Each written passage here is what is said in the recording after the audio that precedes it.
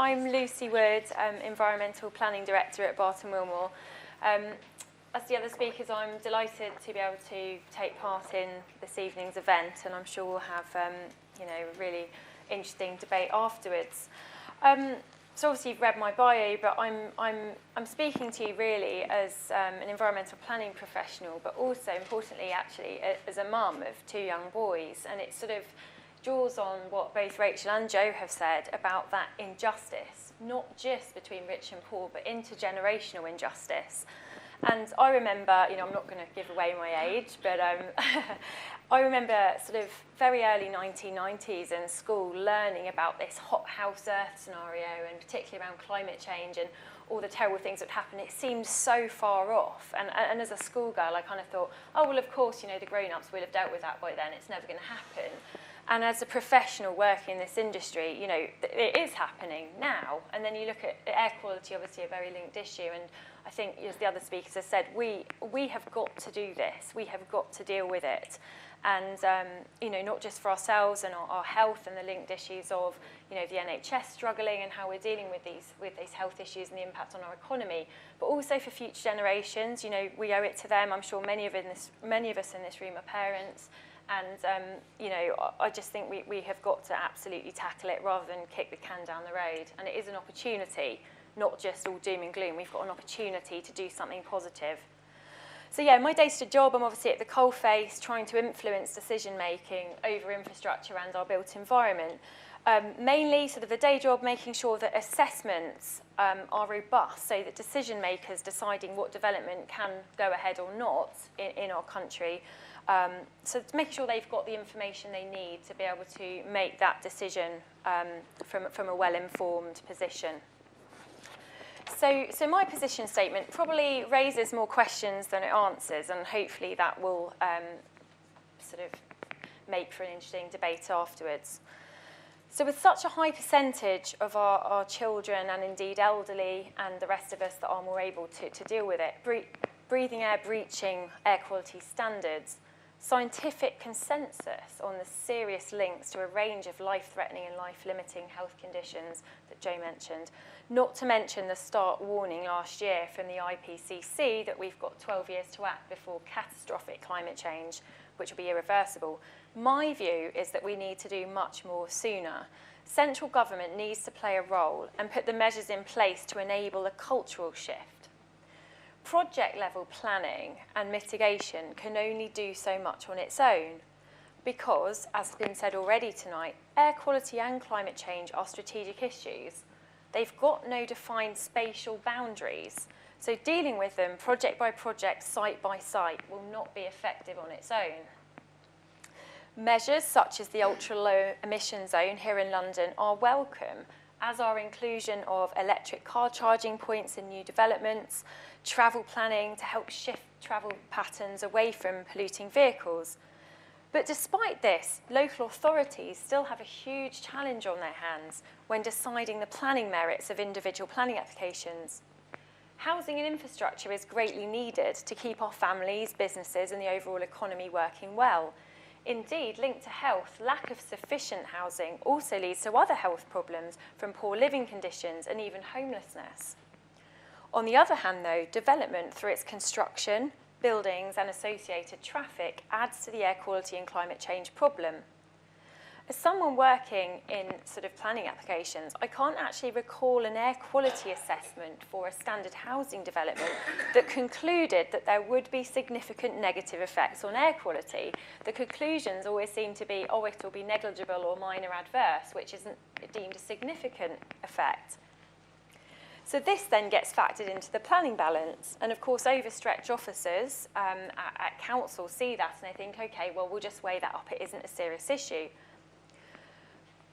Where there is a problem is the cumulative effects of multiple developments, and that's where effects can add up and cause a real problem. From my perspective, agreeing the scope of a cumulative assessment at the project level is actually very full of uncertainty. There's no set guidance on how you do one, and there are lots of shades of grey. The government's clean air strategy promises guidance for local authorities on cumulative effects, The Institute of Environmental Management Assessment is also providing guidance. All of this is welcome, but assessing effects and avoiding them to start with or mitigating are very different points. It should also be noted here that the cumulative effects of development only tend to be considered and assessed when a planning application requires environmental impact assessment to support it. This is not the case for the majority of developments, so effects can go entirely under the radar. One link to climate change here, Rachel mentioned climate change is often seen as a longer term, not as tangible effect. At the moment, we sort of try to avoid a quantitative or detailed assessment for planning applications relating to climate change. It's seen as too difficult to assess significance because it's a global issue. But buildings, as we know, as Duncan said at the start, are a huge contributor to those carbon emissions. There are moves in the industry to acknowledge that actually all climate change effects are potentially significant when you add them all up. But how you assess that at the project level and then how you determine how significant that is in the planning balance is a real problem. So climate change and air pollution cannot be tackled effectively at the project level alone. Strategic, joined-up action at the top level of government is required so that our transport infrastructure, homes and businesses allow a cultural and behavioural shift away from getting in the private car and driving to an energy-hungry building, belting out pollutants. At the plan level, which is another area we're advised to advise on, local planning authorities are deciding how to use the land in their area for development or not. If you're looking at sustainability appraisal for the local development plans, one thing I've noticed is often where development is proposed near a town centre or adjoining a settlement, you get a negative score for development located because there might already be an air quality management area in place. And for those who aren't quite familiar, that's where you're already breaching standards for NOx or particulate matter. But then for a greenfield site, which to my mind would automatically be a bit less sustainable, it might be nowhere near a railway station, very distant from employment centres, local services, you get a positive effect there for air quality because it's not in an air quality management area. But that's only the baseline. So I think just the way we're even assessing these things at that higher level of plan making, if you like, is fundamentally flawed. Active travel modes are also better for our overall health, as long as the air we're breathing isn't damaging our health at the same time.